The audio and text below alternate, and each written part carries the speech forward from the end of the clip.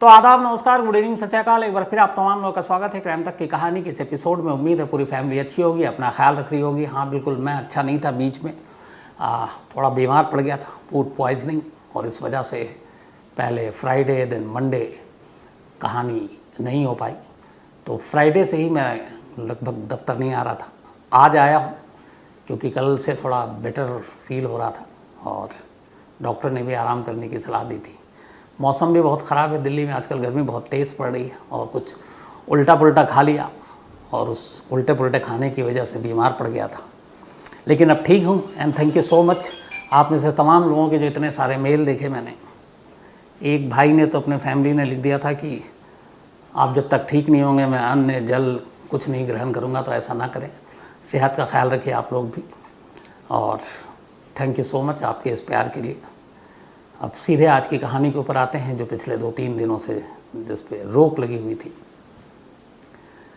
आज की कहानी गुजरात के उस पाटन डिस्ट्रिक्ट की कहानी है, जो पाटन इसलिए मशहूर है कि वहाँ पटोला साड़ी बना करती है और पटोला साड़ी अपने आप में पूरी दुनिया में मशहूर है।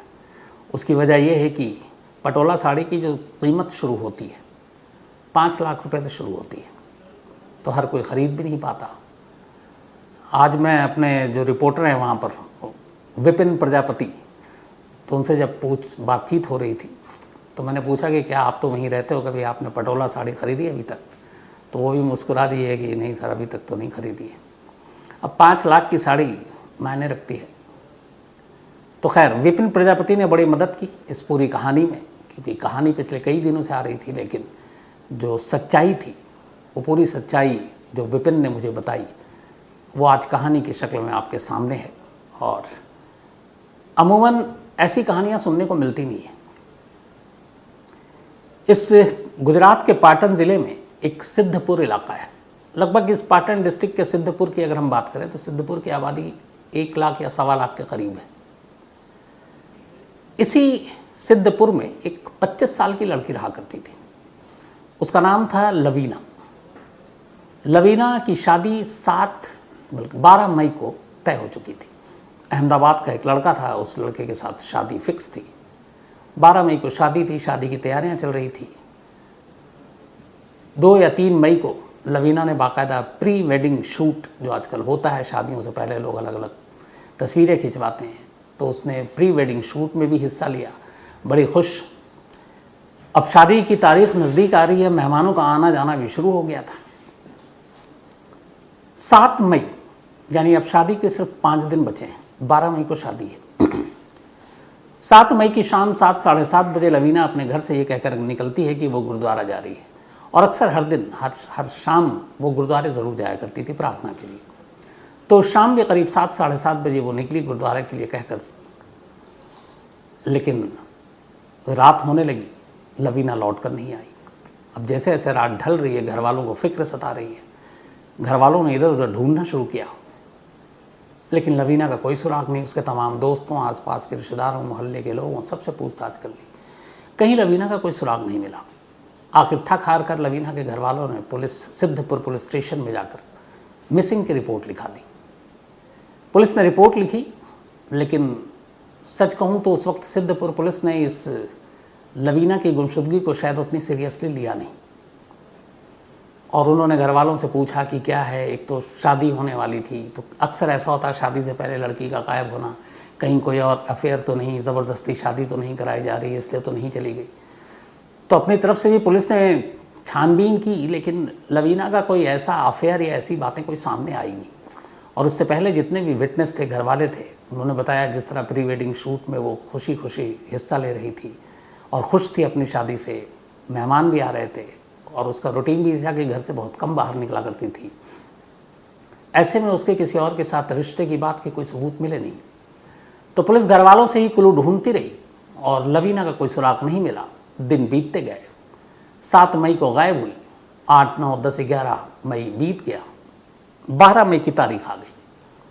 12 मई जिस दिन शादी थी लवीना की, लेकिन शादी के दिन भी वो नहीं आई उधर, चूँकि उसकी गुमशुदगी की खबर उसके होने वाले ससुराल तक पहुंच चुकी थी। तो बारात भी अब आने की कोई उम्मीद नहीं थी, कि जब दुल्हन ही गायब तो फिर बारात कैसे आए। तो फिलहाल शादी को टाल दिया गया था। लवीना को ढूंढा जा रहा था। पुलिस लवीना को ढूंढ नहीं पा रही थी। इसी दरमियान अब शहर में एक दूसरी कहानी उभरती है। शहर के लोग जब उठते हैं सुबह 12 मई को इसी सिद्धपुर पाटन में, तो महसूस करते हैं कि उनके घरों में नलों से जो पीने का पानी आ रहा है वो अजीब गंदा सा है और उसमें से बदबू आ रही है। कुछ को लगा कि शायद हमारे यहाँ कुछ प्रॉब्लम है। फिर पड़ोसी से पूछा, उन्होंने कहा हमारे यहाँ भी आ रहा। धीरे धीरे ये बात फैली। शाम होते होते उस सिद्धपुर के ख़ास इलाके में ज़्यादातर लोगों की शिकायत यही थी कि ये जो नगर पालिका के पाइपलाइन से जो पानी आ रही है वो बदबूदार है। कुछ लोगों ने जाकर नगर पालिका में शिकायत की। नगर पालिका ने कहा ठीक है, हम देखते हैं। लेकिन जैसे लवीना को ढूंढने में शुरू में सिद्धपुर पुलिस ने लापरवाही दिखाई, शायद नगर पालिका को भी ये था कि अरे शिकायत है, ठीक हो जाएगा पानी। उन्होंने भी बहुत ज़्यादा कुछ किया नहीं कि आखिर पता लगाने की कोशिश की कि पानी गंदा क्यों आ रहा है। लेकिन अब मजबूर थे लोग, गंदा हो या फिर बदबूदार हो, प्यास, एक तो गर्मी का मौसम, तो लोग वही पानी पी रहे हैं। कुछ उबाल कर पी रहे हैं, कुछ यूं ही पी रहे हैं। 12 से 13 मई आ गई, नल से वही गंदा पानी। 14 मई आ गई, वही गंदा पानी।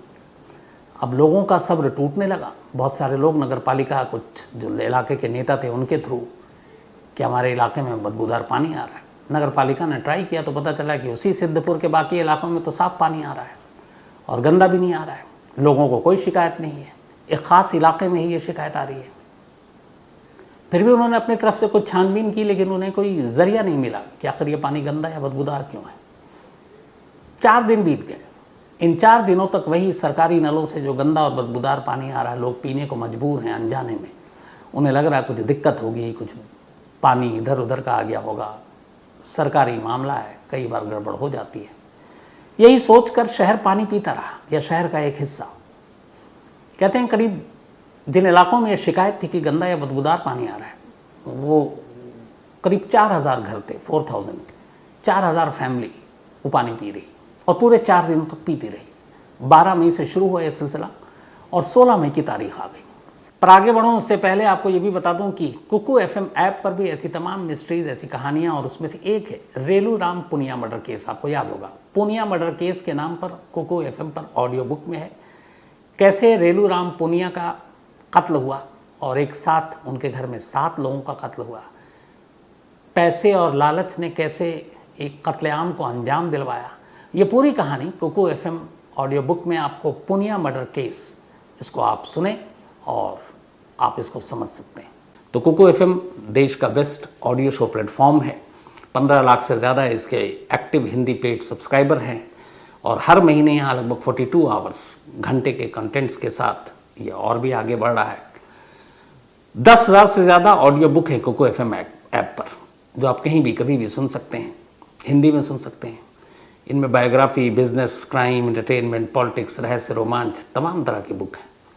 और क्राइम तक फैमिली के लिए ख़ास ऑफ़र है कुकू FM ऐप की तरफ से, और वो ऑफ़र है इस बार 50% डिस्काउंट। तो यानी आप पहले महीने के लिए सिर्फ 49 रुपीज़ में सब्सक्रिप्शन हासिल कर सकते हैं और 10,000 से भी ज़्यादा जो ऑडियो बुक का ख़जाना जहाँ चाहें जब चाहें सुन सकते हैं। और डिस्क्रिप्शन में लिंक है, तो लिंक में जाएं और क्राइम तक फैमिली के लिए क्राइम 50 कूपन कोड है, उसका इस्तेमाल करें और 50% डिस्काउंट पाएँ। 99 रुपीज़ का सब्सक्रिप्शन पहले मंथ के लिए, सिर्फ 49 रुपीज़ में। अब जब 16 मई को सुबह शहर सोकर उठा तो इस इलाके में एक नई दिक्कत आ गई। अभी तक पिछले 3-4 दिनों से वो बदबूदार और गंदा पानी पी रहे थे। चलो उससे कम से कम घर के बाकी काम हो रहे थे, कपड़े धुल रहे थे, बाकी चीज़ें हो रही थी जो ज़रूरत की होती हैं।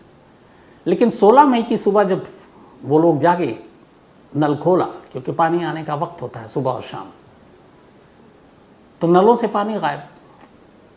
अब लोगों ने कहा ये क्या मसला है, अभी तक गंदा पानी आ रहा है, बदबूदार आ रहा है, अब पानी ही नहीं आ रहा है। अब बिना पानी के लोग कैसे नहाए धोएं। तो एक घर का, 2 घर का मसला हो तो कोई बात नहीं, हज़ारों घर। अब लोगों का गुस्सा टूटा, नगर पालिका की तरफ गए, कंप्लेन किया। अब नगर पालिका वालों के भी हाथ पैर फूले कि यार अभी तक तो ये गंदे और बदबूदार पानी की शिकायत कर रहे थे, अब इनका पानी नहीं आ रहा है। अब उनका कहना था कि हम तो पानी, मतलब जो रूटीन है हमारा, हम पानी छोड़ रहे हैं और उसी हिसाब से छोड़ रहे हैं जैसे अमूमन छोड़ते हैं, और बाकी शहर में पानी जा रहा है। बस इसी इलाके में इन 4000 जो लोगों का घर है, बस्तियां हैं, वहाँ ये पानी क्यों नहीं जा रहा है? अब चूंकि पानी नहीं जा रहा है और पानी को लेके लोगों में गुस्सा है, नगर पालिका के अफसर से लेकर कर्मचारी के भी हाथ पर फूले। उन्होंने कहा अब तो कुछ करना पड़ेगा। अब उन्होंने जांच शुरू की कि आखिर ये पानी क्यों नहीं आ रहा, कहाँ पे ब्लॉकेज है। अब पानी की टंकी से लेकर उस पाइपलाइन, हालांकि ये जो पाइपलाइन है करीब 2 किलोमीटर तक फैला हुआ है, लेकिन ख़ास बात ये थी कि जिस इलाके में पानी नहीं आ रहा वो एक ख़ास इलाका था जिसमें सिर्फ 4000 घर हैं और उन्हीं इलाकों में नहीं आ रहा, बाकी आसपास के दूसरे इलाकों में आ रहा है। तो नगर पालिका को लगा कि चलो इन 4000 वाले इलाके के जो पाइपलाइन है इनको टटोलते हैं। अब उन्होंने उन पाइपलाइन को टटोलना शुरू किया, कहीं कहीं पे देखना शुरू किया, सब कुछ ठीक। फिर एक जगह जाकर उन्होंने एक पाइपलाइन को खोला। अच्छा, पानी के पाइपलाइन हमेशा सब बंद होते हैं, सीवर हो, जो गटर हो, ये कई बार आपको खुले भी मिलेंगे। कई बार आप खबरें सुनते होंगे कोई गटर में गिर गया।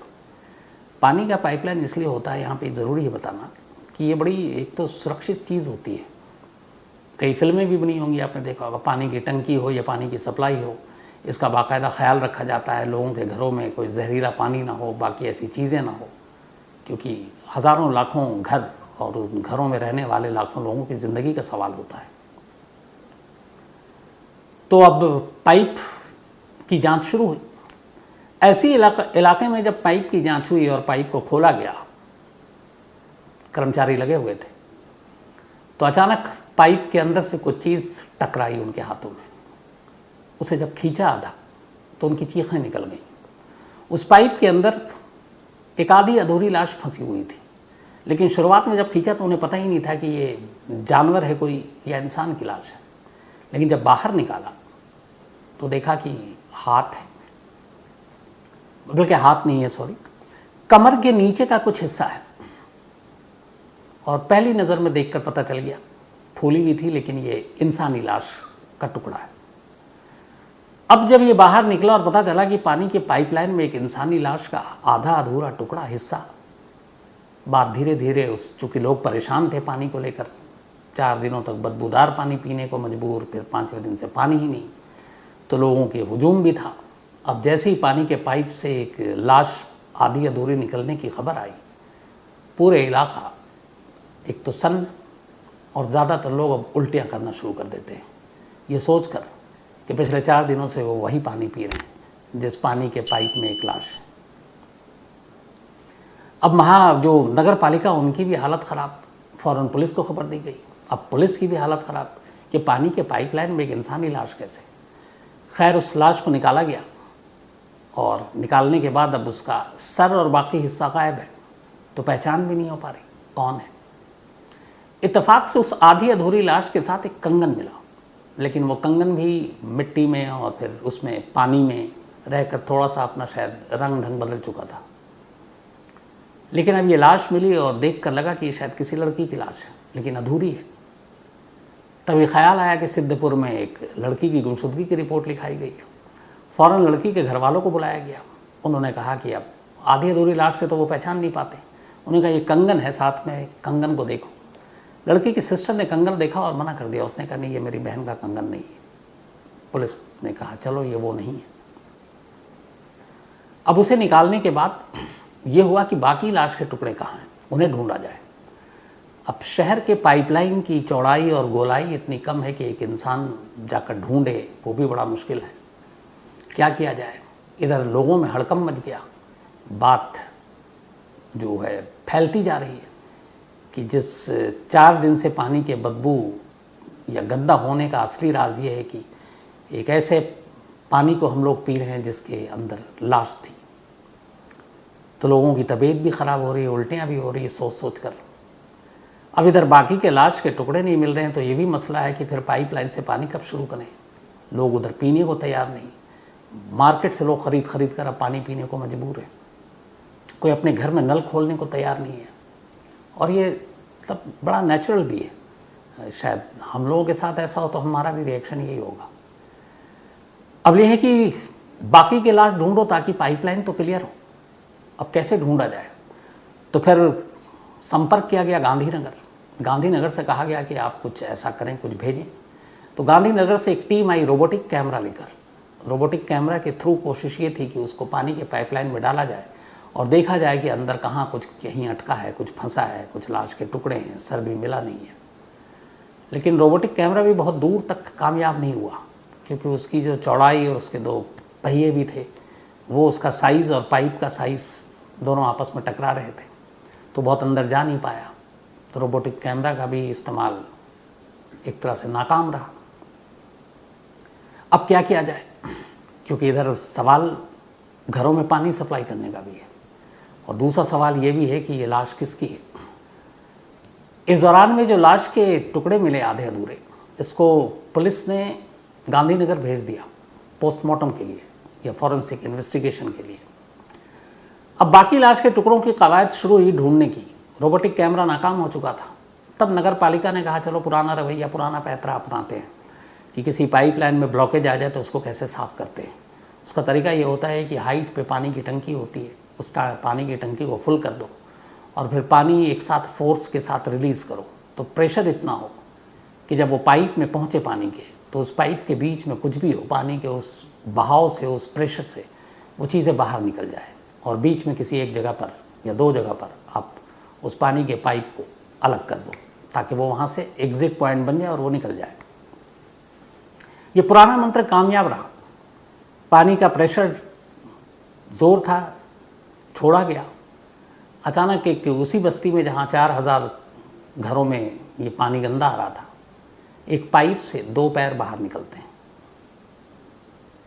और इन दोनों पैरों में पानी का फ्लो रोका हुआ था। अब धड़ के नीचे का हिस्सा और 2 पैर मिल चुके थे, लेकिन अब भी सर गायब। अब पानी को और छाना गया तो कुछ जबड़े के टुकड़े और बाकी चीज़ें भी मिली। इन्हें भी फॉरेंसिक जांच के लिए भेज दिया गया। अब ये क्लियर हो गया कि पानी का पाइपलाइन अब साफ़ है। जो पानी प्रेशर में छोड़ा गया वो हर पाइपलाइन से यूँ गुजर गया। अब लेकिन इधर लोगों के जहन में ये है कि इस पानी के पाइपलाइन में एक लाश थी, वो भी अधूरी, और हम लोग उसी पाइप से जो हमारे घरों में नलकों में पानी आ रहा हम वो पी रहे हैं, तो क्या करें। लोगों ने नलका खोलना बंद कर दिया। अब इधर जो नगर पालिका है उसने अनाउंस किया, बाकी एक दिन ऐलान किया कि देखिए अब हम इस पाइपलाइन को और पानी को साफ़ करने के लिए हम इसमें क्लोरीन की मात्रा एक दिन ज़्यादा डालेंगे, तो आप लोग इस पानी का इस्तेमाल ना करें पीने के लिए, आप कपड़े धोने और बाकी चीज़ों के लिए कर सकते हैं, बाथरूम और बाकी चीज़ों के लिए।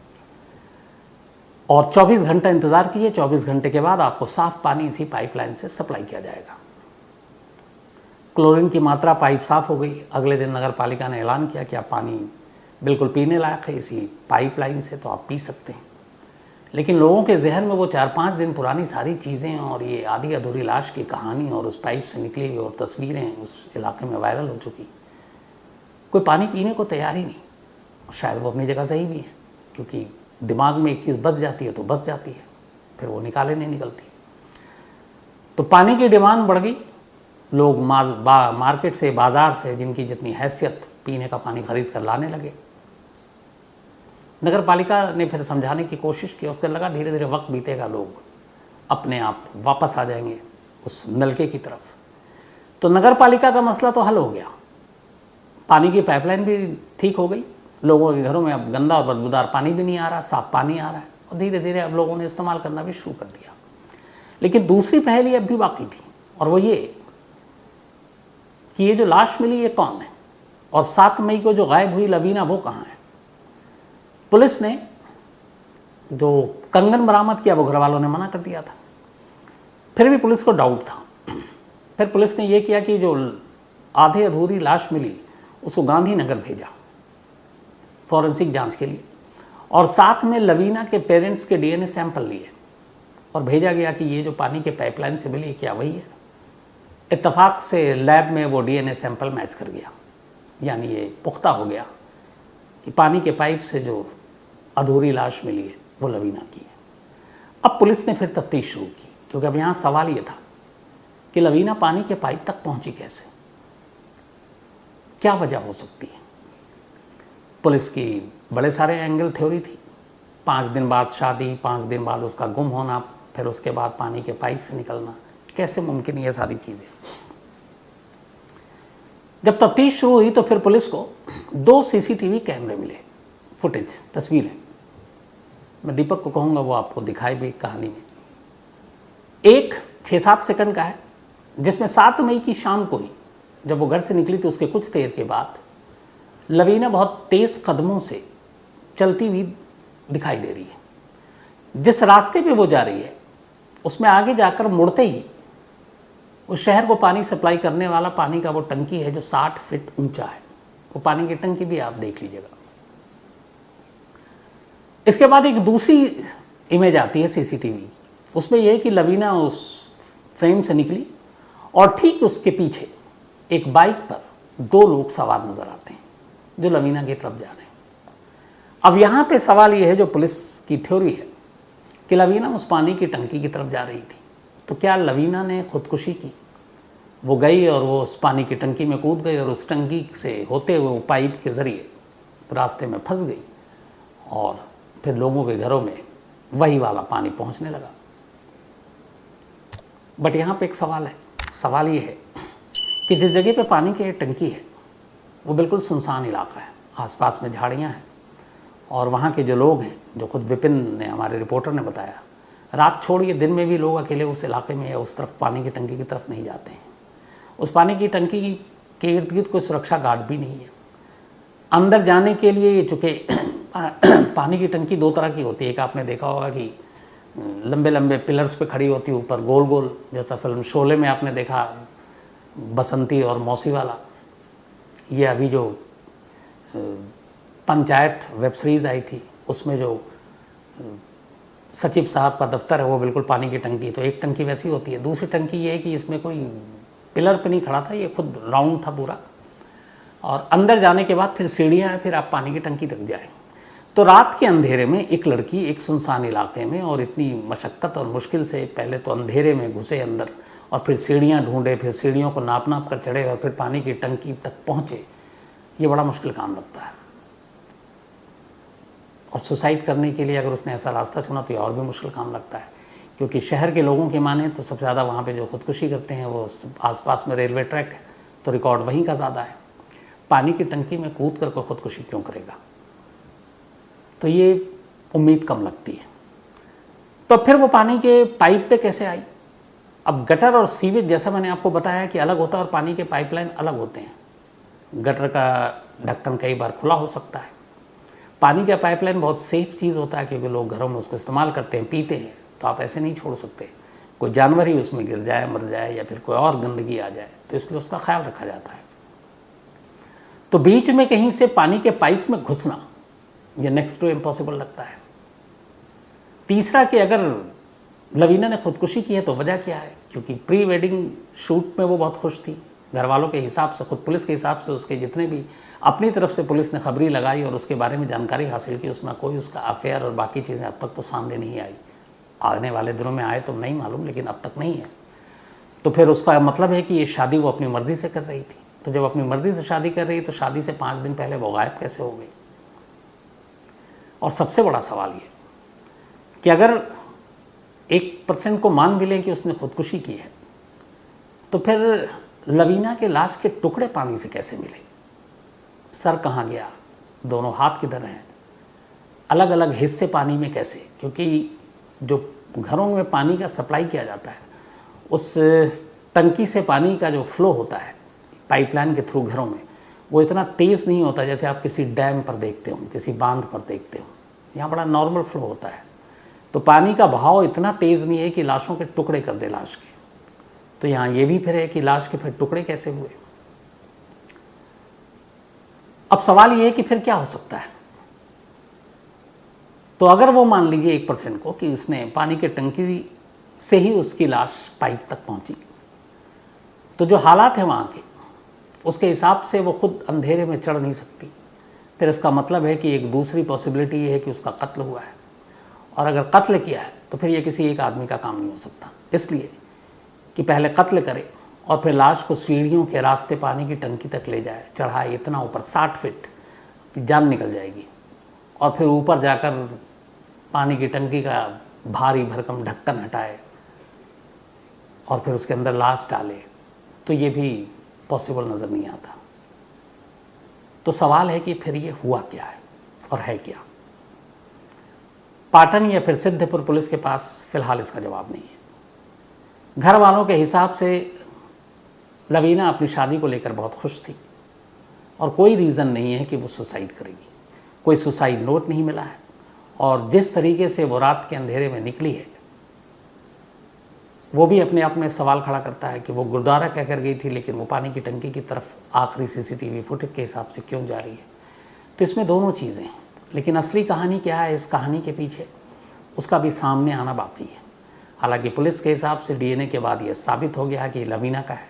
पानी की टंकी के पास से पुलिस को एक दुपट्टा भी मिला है और बकौल पुलिस लवीना की बहन ने ये एक्सेप्ट किया है कि ये दुपट्टा लवीना का है। तो अब यहाँ ये भी सवाल है कि पानी की टंकी के पास लवीना का दुपट्टा कैसे पहुँचा, यानी वो खुद भी टंकी के पास पहुँची, अकेली पहुँची, कोई और था, किसी ने उसको बुलाया तो क्यों, किसी ने उसको मारा तो क्यों, अगर उसने खुदकुशी की तो क्यों। तो इतने सारे क्यों हैं कि इनका जवाब अभी तक सिद्धपुर पुलिस हासिल नहीं कर पाई है और जब तक ये जवाब नहीं मिलेंगे तब तक ये कहानी अधूरी है, जैसे पानी के पाइप से मेरी लाश अधूरी थी। तो उम्मीद ये है कि इन सवालों के जवाब जल्दी मिले, लेकिन अफसोस की बात यह है कि अंधेरे में रहने की वजह से और सच्चाई ना मालूम होने की वजह से एक शहर के हज़ारों लोग 4 दिनों तक वो पानी पीते रहे जिस पानी के पाइप में एक लाश फंसी हुई थी। तो ये थी कहानी में फ़िलहाल इतना ही, लेकिन कहानी ख़त्म करूँ उससे पहले वही अपना सिलसिला जो पिछले कई दिनों से रुका हुआ था और इस बीच में बहुत सारे लोगों के बर्थडे और तमाम चीज़ें निकल गई, तो मैं माफ़ी चाहता हूँ। लेकिन ऐसे तमाम लोग क्राइम तक फैमिली मेम्बर जिनके जन्मदिन या एनिवर्सरी थी, एक मुश्त थोक के भाव सभी को बहुत बहुत हैप्पी बर्थडे। जिनके मिस हो गए belated happy birthday and happy marriage anniversary. लेकिन अब जिनके हैं, चूँकि आज मौजूद हूँ, तो आकाश वर्मा के पापा, आज इनका बर्थडे, इन्होंने पापा का नाम तो लिखा नहीं, लेकिन कोई बात नहीं, आकाश हैप्पी बर्थडे बोल दीजिएगा आप। किरण, इनका भी आज जन्मदिन है तो हैप्पी बर्थडे किरण। और ये दीपक की बहन है आयुष महतो, इनका भी जन्मदिन है तो हैप्पी बर्थडे आयुष। और ये मिथिलेश महतो ने भेजा, उनके बेटे हैं। अनेश गुप्ता, इनका भी जन्मदिन है तो हैप्पी बर्थडे अनेश। और भावना शर्मा जी ने भेजा है। नासिर खान, इनका भी जन्मदिन है, हैप्पी बर्थडे नासिर। और सैयद ज़मीर ने भेजा है। इसके अलावा अनुराग सिंह ठाकुर, इनका सैटरडे को जन्मदिन था तो बिलेटेड हैप्पी बर्थडे अनुराग। साथ ही अरविंद राठौड़, इनका भी बर्थडे है तो हैप्पी बर्थडे अरविंद। और ये विजय सेवरा ने भेजा है। इसके अलावा हमारी क्राइम तक फैमिली मेम्बर अलका और प्रवीण, इन दोनों की अभी 20 मई को शादी हुई। उन्होंने कार्ड भी भेजा था, इनवाइट भी किया था, तो बीमार था, आ नहीं पाया। लेकिन बहुत बहुत मुबारक अलका और प्रवीण, आप दोनों को आपकी नई ज़िंदगी के लिए, और दोनों हमेशा अच्छे रहें, खुश रहें। इसके अलावा Sunil Kumar Sachar, thank you so much. और इन्होंने लिखा था कि आप जब तक ठीक नहीं होंगे मैं खाना पीना कुछ नहीं खाऊंगा, तो ऐसा मत कीजिएगा सुनील, लेकिन आपके इस प्यार के लिए दिल से शुक्रिया। साथ ही Dharm Jat, thank you so much आपका। सैयद नरगिस, ये बांग्लादेश से हैं, and thank you so much Nargis ji आपका भी। उर्मी सिंह, शुक्रिया आपका। इसके अलावा Romin Patel, Suhel Khan, Ketal Singh Andilia, thank you so much. Sushma Goyal, thank you so much. और आप घर लीजिए, फिर मैं सुषमा जी पक्का आता हूँ। इसके अलावा Nitesh Kasabe, thank you so much. Bhavna Sharma, thank you so much. Bala Sharma, आपका भी शुक्रिया। Rohit Reena, thank you so much आपका। मिर्ज़ा फुरकान, आपका भी शुक्रिया। मनोज राजपूत, आपका भी शुक्रिया। तो फ़िलहाल कहानी में इतना ही, लेकिन चलते चलते एक बार फिर आपको बता दूं कि कुकू FM ऐप क्राइम तक फैमिली मेम्बर के लिए ख़ास ऑफ़र लेकर आया है। डिस्क्रिप्शन में लिंक है, क्राइम 50 कूपन कोड है, इसका इस्तेमाल करें और 99 रुपीज़ का सब्सक्रिप्शन 49 रुपीज़ में हासिल करें पहले महीने के लिए। तो आज इतना ही कहानी में। अब आपसे मुलाकात होगी कल रात 9 बजे किसी नई कहानी के साथ। तब तक अपना ख्याल रखिएगा। Thank you very much.